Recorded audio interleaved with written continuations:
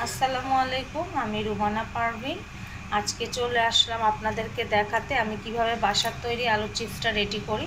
এটা আমি কয়েক ঘন্টা ভিজিয়ে রেখেছিলাম কেটে, এখন এটাকে ধুবো এবং আপনাদেরকে দেখাই এটা কি পর্যায়ে পাতলা করে কেটেছি। দেখুন, এটা খুবই পাতলা করে আমি কেটেছি। এখন এটাকে অনেকবার ধুবো, এতবার ধুবো যাতে এটাতে পানিটা যতক্ষণ পর্যন্ত পিওর সাদা পানি না আসবে ততক্ষণ এটা আমাকে ধুতে হবে। তো এই দেখুন, এটাকে আমি ভালো করে কচলে কচলে ধুয়ে নিচ্ছি। আজকে আবার আলুর চিপস বানাবো, তাই দেখুন পানিটা দেখুন কেমন ঘোলাটে। এটা পুরো পরিষ্কার না হওয়া পর্যন্ত আমি এটা ধোয়া বন্ধ করব না। এই প্রসেসে আমি অনেকবার এই আলুটাকে ধুতে থাকবো। একটা কথাই আছে না, একটা ভিডিও, ওই ধুতে থাকো ধুতে থাকো, তো ওইভাবে এটা ধুতে থাকবো। তা আমি পুরো প্রক্রিয়াটা ধোয়ার পরে আমি চলে আসতেছি বাকি প্রসেসে। দেখুন বন্ধুরা, এটাকে ভালো করে ধোয়ার পরে অনেকটা পানিটা সাদা সাদা চলে আসছে। এই দেখুন, এর আগে কিন্তু পানি এরকম সচ্ছল ছিল না। এরকম পানি যখন সচ্ছল চলে আসবে তখন মনে করবেন আপনার আলু ধোয়ার প্রসেসটা শেষ। আর এই দেখুন আলুটা কীরকম পাতলা, আবারও দেখাই। এখন এর পরের স্টেপটা হচ্ছে এটা ভালো করে ঝরা দিয়ে আমি এটা শুকনো একটা কাপড়ের মধ্যে এটাকে মিলিয়ে শুকিয়ে নেব। তো সেই পর্যন্ত আমার সাথে থাকুন। তো বন্ধুরা, এখন আমি এটার মধ্যে ভালো করে এই আলুগুলো বিছিয়ে দিব। এটা ধোয়া একটা শুকনো কাপড়ের কাপড়ের টুকরো, এটার মধ্যে আমি এখন এগুলো শুকিয়ে নিব। এগুলো একটু শুকিয়ে বাতাসে তারপর আমি এটাকে ভালো করে ঝরঝরা করে তারপর আমি এটা ভাজবো। আপনারা চাইলে এটাকে সংরক্ষণ করতে হলে এটাকে ভালো করে শুকিয়ে রোদে তারপর আপনারা একটা বক্সে করে রাখতে পারেন।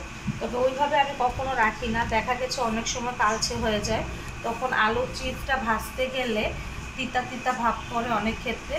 এই কারণে আমি ওই প্রসেসে যাই না সহজে। আমি বেশিরভাগই আমার ছেলেরা যখন খেতে চায় তখন আমি এইভাবে করে রেডি করে ফেলি। এবং আউট টকিং যেগুলো হচ্ছে তার জন্য দর্শকরা আমি একদম দুঃখিত, কারণ যেহেতু বুঝতেই পারতেছেন আমি নর্মালি কাজ করি। তো আমার না কোনো স্টুডিও আছে না কিছু, আমার এই কিচেনটাই সব কিছু। এটা ভালো করে শুকিয়ে নেব। দেখুন কিভাবে আমি এটাকে দিচ্ছি, এভাবে করে পানিগুলো কিন্তু একদম শুকিয়ে যাবে। আমি এটা শুকানোর পরে আপনাদেরকে দেখাতে আসবো ইনশাআল্লাহ। তো দর্শকরা, এই দেখুন আমি এগুলো শুকাতে এইভাবে করে ঝরিয়ে এইভাবে করে তুলে নিয়েছি শুকনো কাপড় থেকে। এই দেখুন, কিন্তু এগুলো কয়েক ঘন্টা বাতাসের নিচে রাখবেন, তাহলে আপনাদের চিপসটা খুবই ভালো আসবে। এই দেখুন ড্রাই হয়ে আসতেছে, ড্রাই হয়ে ঘুরে ঘুরে যাচ্ছে চিপসগুলো। এই দেখুন, তো আপনারা কিন্তু বেশ কয়েক ঘন্টা শুকানোর জন্য এইভাবে রেখে দিবেন। তো আমি তো আপনাদেরকে ভেজে দেখাবো, যার কারণে আমি কিন্তু এইটাকে ভেজে আপনাদেরকে দেখাবো, কিন্তু আপনারা অবশ্যই এটা গায়ে যে পানি পানি ভাবটা থাকে এটা পুরোপুরি ড্রাই করে নেবেন। এতে করে আপনার চিপসটা ফুলবে এবং সুন্দর হবে, একদম ক্রিস্পি হবে। এই দেখুন কিভাবে করে আমি এইভাবে বাতাসের মধ্যে এখন রেখে দিয়েছি। অবশ্যই আপনারা এই প্রসেসগুলো অবলম্বন করলে আপনার চিপস খুব ভালো আসবে।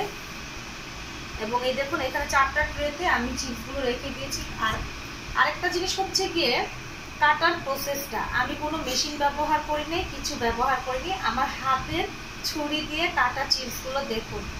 অনেক ক্ষেত্রে আমার স্টুডেন্টরাও বলে যে আপু তুমি ছুরি দিয়ে খুব সুন্দরভাবে কাটতে পারো।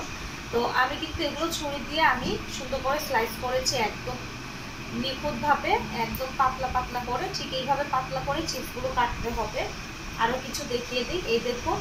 তো আপনারা যারা দেখছেন এই ভিডিও অবশ্যই পুরো ভিডিও দেখবেন। পুরো ভিডিওর প্রসেসটা যদি দেখতে পারেন তাহলে বাসায় আপনারা বাচ্চাদেরকে হোমমেড চিপস খাওয়াতে পারবেন অনায়াসে সুন্দরভাবে, যেটাতে থাকবে না কোনো টেস্টিং সল্ট, না থাকবে অন্য কোনো মেডিসিন। তো চলুন এটাকে আমরা এখন ভাজতে চলে যাই। তো দর্শকরা চলুন, তেলটা গরম হয়ে আসছে। তো এখন আমি এটার মধ্যে চিপসটা দিব, কিন্তু হ্যাঁ অবশ্যই চুলার আঁচ অতিরিক্ত বাড়ানো চলবে না। বিসমিল্লাহ করে একটা দিচ্ছি, দেখি কেমন হয়। দেখুন ভেসে আসতেছে, এর মানে তেলটা আমাদের পারফেক্টলি। দেখুন, আর অবশ্যই অনেক বেশি লাল করবেন না, বেশি লাল করলে চিপসটা কিন্তু তিতো ভাব হয়ে যাবে। এই জন্য বেশি একটা লাল করবেন না। একটা হালকা ব্রাউন কালার যখন চলে আসবে তখন চিপসগুলোকে আমরা তুলে ফেলবো।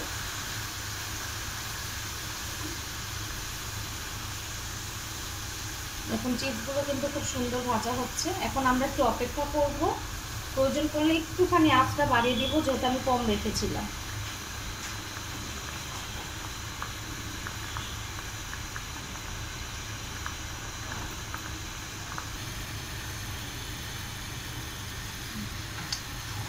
তো বন্ধুরা দেখুন, আমি ভিডিও অন করে কথাই বলছিলাম না। যাই হোক, এই হচ্ছে গিয়ে দেখুন চিপসটা কিন্তু লাল লাল হয়ে আসতেছে। এটাকে আমরা একেবারেই মানে কালচে করব না, একটু ব্রাউন করে আমরা তুলে ফেলবো। দেখুন চিপসটা কীরকম মানে বাইরের চিপসের মতো কালারটা আসতেছে। তা আমার এখানে না চারপাশে অনেক কারখানা আছে, যার ফলে আউটডোরিংয়ে অনেক সময় অনেক শব্দ চলে আসে বন্ধুরা। তো ওইটা আমার জন্য কিছু করার নেই, কারণ যেহেতু ঢাকা শহরে থাকি, অনেক রান্নার ভিডিও অনেক ভিডিও করতে গেলে সেই শব্দগুলো চলে আসে। তো আশা করি ইউটিউব কর্তৃপক্ষ সেটা আমাদের বিবেচনায় রাখবে। তো আশেপাশের আউটডোরিংয়ের জন্য আমি দুঃখিত বন্ধুরা।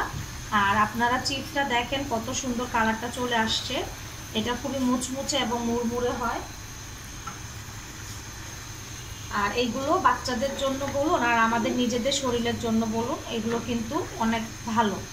আর এগুলো আপনারা যদি রেখে দিতে চান প্যাকেটে করে, তাহলে এটা কিন্তু প্যাকেটে করে রাখতে পারবেন, বয়ামে রাখতে পারবেন, মুচমুচে মুড়মুড়ে থাকবে এবং টেস্টটাও কোনো অংশে কম হবে না।